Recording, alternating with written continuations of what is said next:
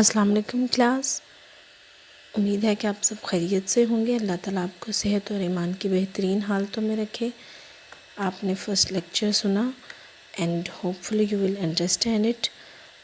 اب ہم second topic start کرتے ہیں، اشیاء و خدمات۔ یہ جو دو ٹرمز ہیں یہ معاشیات میں بیسک ٹرمز ہوتی ہیں اور انہیں ہم گڈز اینڈ سروسز بھی کہتے ہیں۔ اشیاء سے مراد سمپل سی ڈیفینیشن جو آپ کے ذہن میں ہوگی کہ وہ تمام چیزیں جو ظاہری وجود رکھتی ہیں، یعنی کہ کتاب، کاپی، پینسل، کمپیوٹر ایٹسٹرا۔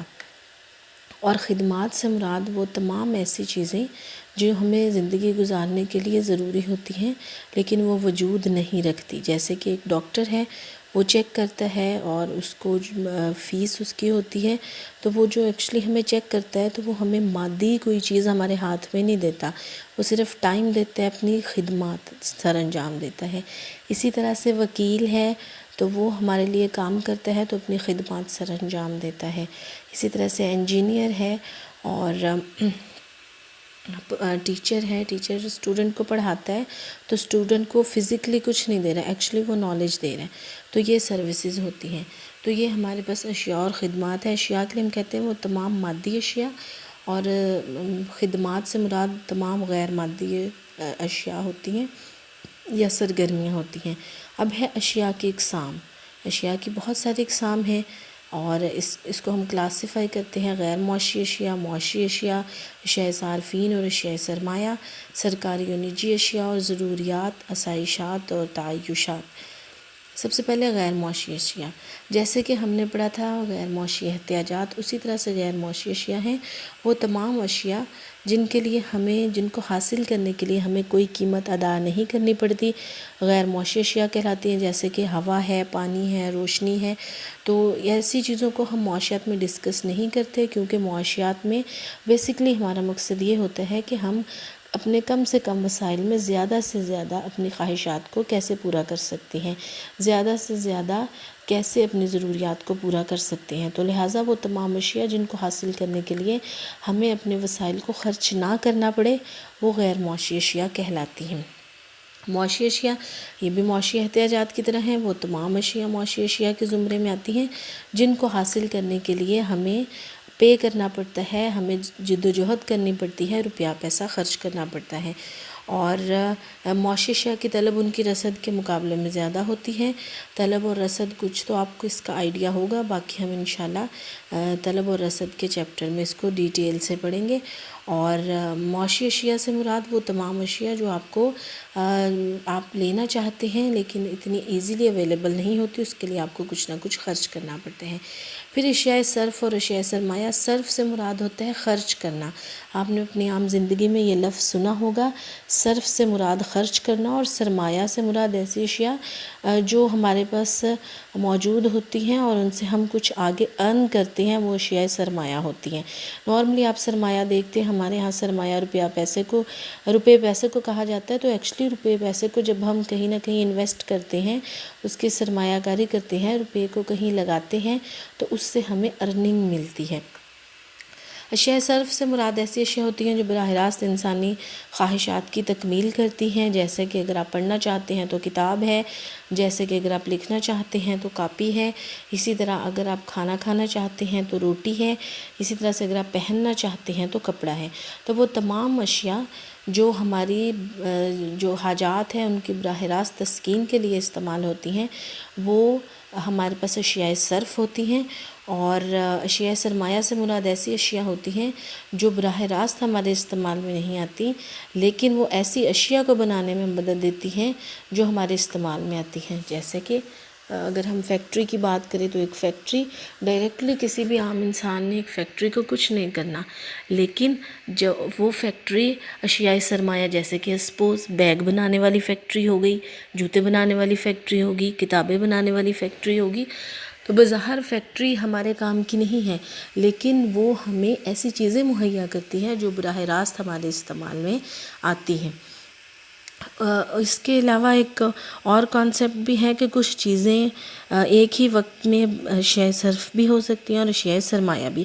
اس کی ہم مثال یہ لیتے ہیں کہ ایک گاڑی ہے، اگر تو کوئی اس کو اپنے گھر میں اپنے عام استعمال کے لیے رکھ رہا تو وہ اشیاء صرف ہوگی، اور اگر اس گاڑی کو کوئی بطور ٹیکسی چلا رہا ہے تو وہ اشیاء سرمایہ ہوگی. یعنی کہ وہ تمام اشیاء جو آمدنی پیدا کرنے کا سبب بنتی ہیں اشیاء سرمایہ کہلاتی ہیں، اور وہ تمام اشیاء جو براہ راست ہمیں فائدہ دیتی ہیں، ہمیں تسکین دیتی ہیں، وہ اشیاء صرف کہلاتی ہیں. پھر ہے سرکاری اور نجی اشیاء. یہ بھی سمپل سا ہے. سرکاری اشیاء سے مراد وہ تمام اشیاء جو براہ راست لوگوں کے استعمال میں آتی ہیں، یعنی کہ سڑکیں ہو گئیں، ہسپتال ہو گئے، اسکول ہو گئے. اس میں آپ کو کسی کی اجازت کی ضرورت نہیں پڑتی کہ ہم یہ چیز استعمال کر لیں. اور نجی جیسے کہ نام سے ظاہر ہے پرائیویٹ ہوتی ہیں چیزیں عام لوگوں کے استعمال میں. تو اگر آپ کسی کی کوئی چیز استعمال کریں گے تو اس کے لیے آپ کو اس سے اجازت لینا ضروری ہوگا کہ ہم آپ کی فلاں چیز استعمال کر سکتے ہیں یا نہیں کر سکتے.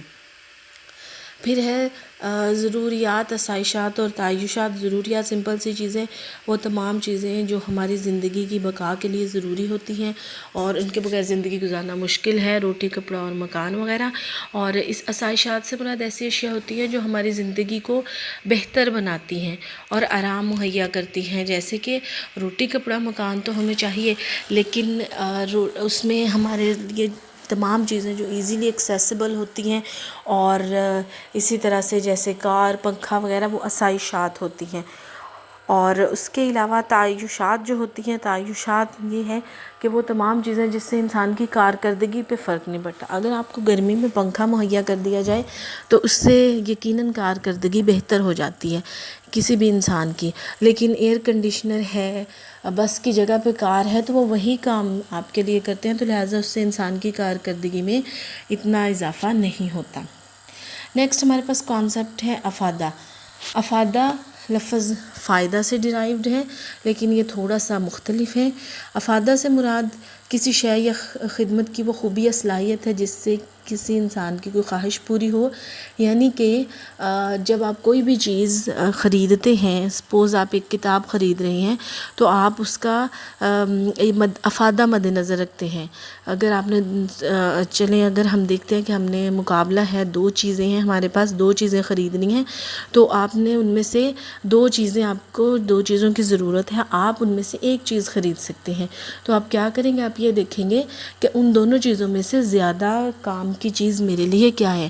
جو چیز زیادہ کام کی ہوگی وہ آپ خریدیں گے. تو کام کا مطلب یہ ہے کہ وہ آپ کو کتنا فائدہ دے گی، کتنی تسکین دے گی، کتنا افادہ دے گی. یہ افادہ ہے. پروفیسر فرگوسن کے مطابق افادہ سے مراد شے کا وہ وصف یا خوبی ہوتی ہے جس کے باعث کسی شے کی آرزو کی جاتی ہے. افادہ خالصتاً ذہنی کیفیت کا نام ہے اور یہ ہر شخص کے لیے مختلف ہوتی ہے.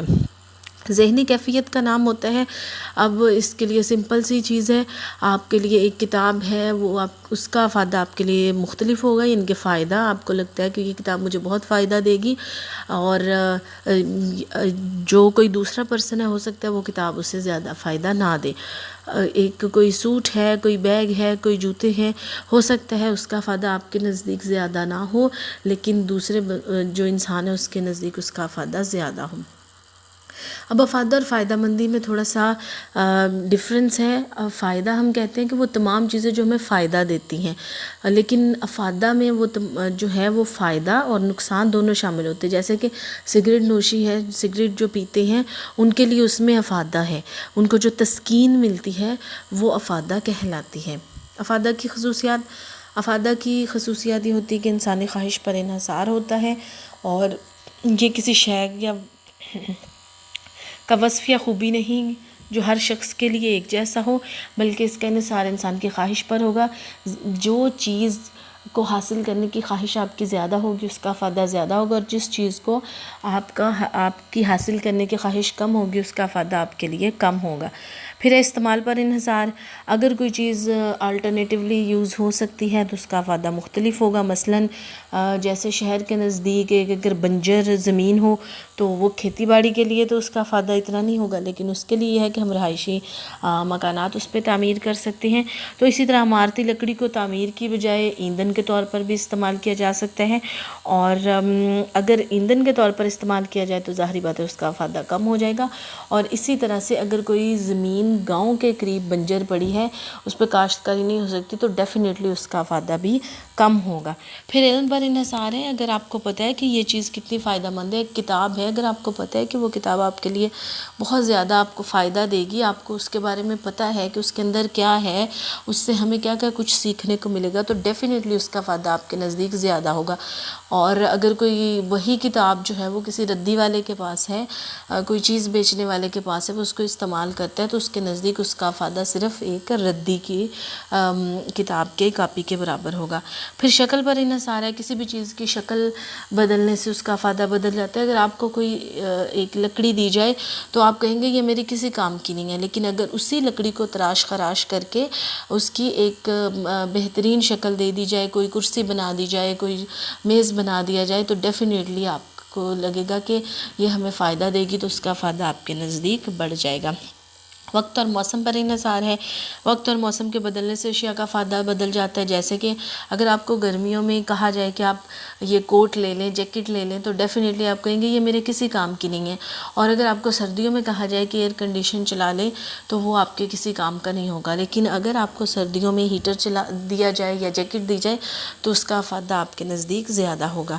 پھر مقام پر انحصار ہے. اگر شے کو مناسب استعمال کے لیے ایک جگہ سے دوسری جگہ منتقل کر دیا جائے تو اس کا فائدہ بھی بڑھ جاتا ہے. مثلا یہاں پہ اگزامپل دی گئی ہے کہ دریا سے نکالی گئی ریت کا فائدہ اسی صورت میں ہوگا جب اس کو شہر میں عمارتوں کی تعمیر میں استعمال کیا جائے گا. اگر دریا سے نکالی ہوئی ریت کو وہیں پہ چھوڑ دیا جائے تو اس کا کوئی فائدہ نہیں ہے.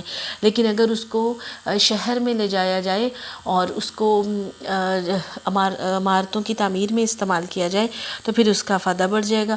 اسی طرح سے اگر آپ لکڑی کاٹتے ہیں تو لکڑی کاٹ کے وہیں رکھ دی جائے تو اس کا فائدہ نہیں ہوگا.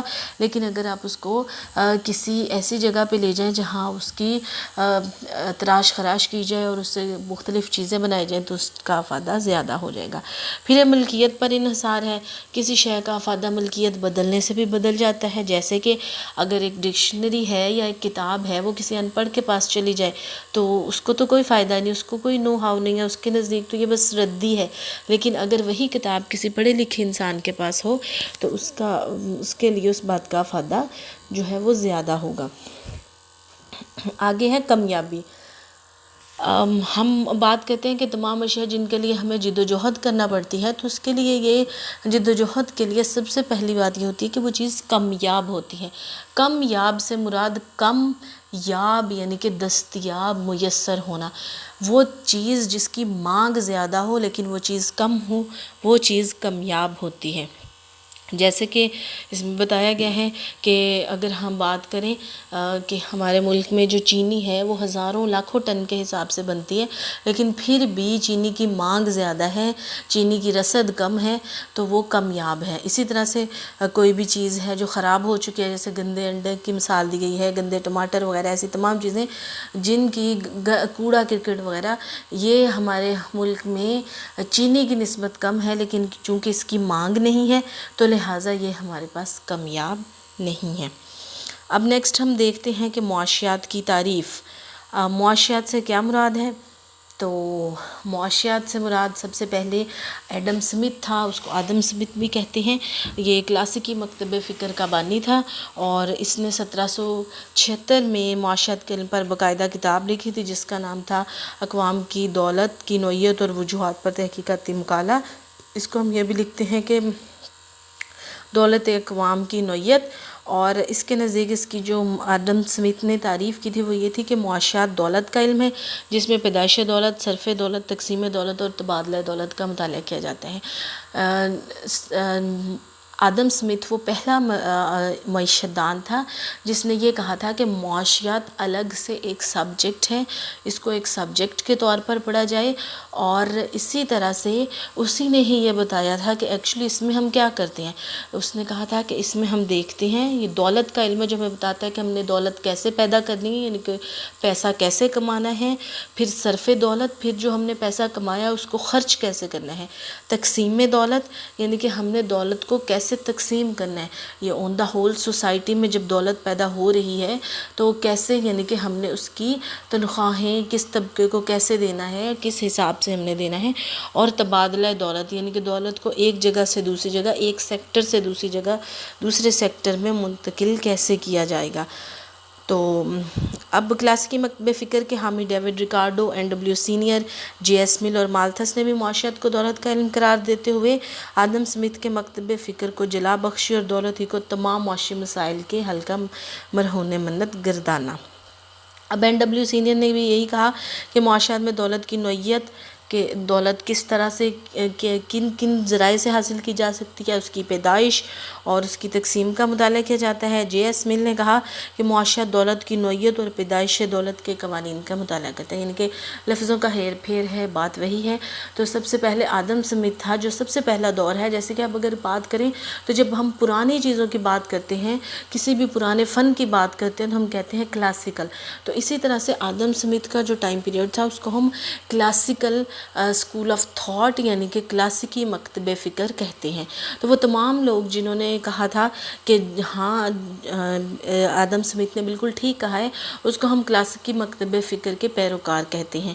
تو اس میں ہمارے پاس تھے David Ricardo, NW senior, JS مل اور مالتھس وغیرہ شامل تھے، جنہوں نے کہا تھا کہ آدم اسمتھ نے اس کو ٹھیک کہا ہے. یہاں تک آپ اس کو کریں گے، اور باقی پھر جو اس کی آگے تنقیدی جائزہ ہے آدم اسمتھ کی تعریف کا وہ ہم کریں گے انشاءاللہ کل کے لیکچر میں. اور کوئی بھی چیز جب آپ اس کو دیکھیں تو پہلے وہ ایک بہت رف سی چیز ہوتی ہے، یا کوئی بھی آئیڈیا آپ کے ذہن پہ آتا ہے تو بالکل رف سا ہوتا ہے. جب آپ اس کو اس پہ عمل پیرا ہوتے ہیں پھر آپ کو لگتا ہے نہیں اس میں یہ خامیاں ہیں، اس کو ہمیں ٹھیک کرنا ہے. تو اسی طرح سے معاشیات کو بھی جب اس کو آدم اسمتھ کو ریئلائز ہوا کہ ایک الگ سبجیکٹ ہونا چاہیے تو اس نے اپنا آئیڈیا دیا اور اس نے اس کے بارے میں جو ہے وہ پہلی کتاب لکھی 1776 میں. لیکن پھر آہستہ آہستہ یہ سبجیکٹ جو ہے وہ پالش ہوتا رہا، مختلف معیشت دان آتے رہے، انہوں نے اس میں چینجنگز کی، اس کی جو تعریف تھی اس میں اس کا دائرہ کار وسیع ہوتا چلا گیا. تو اس طرح سے پھر یہ ہمارے پاس پھر ہم دیکھیں گے کہ کس طرح سے ڈفرینٹ جو معیشت دان تھے انہوں نے اس کو امینڈ کیا، اس کی تعریف کو اور اس کے دائرہ کار کو، اور پھر اب یہ ہمارے پاس کس شکل میں موجود ہے.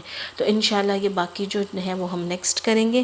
اور آج کے لیے اتنا ہی ہے. امید ہے کہ آپ اس کو اچھے طریقے سے پڑھیں گے، اور اٹس بیٹر فار یو کہ آپ اس کو اچھے طریقے سے پڑھیں، کیونکہ اب نیکسٹ جب آپ کے ایگزامز ہوں گے تو ان کے لیے آپ کے پاس ریویژن دوبارہ سے نہیں ہوگی. اللہ حافظ.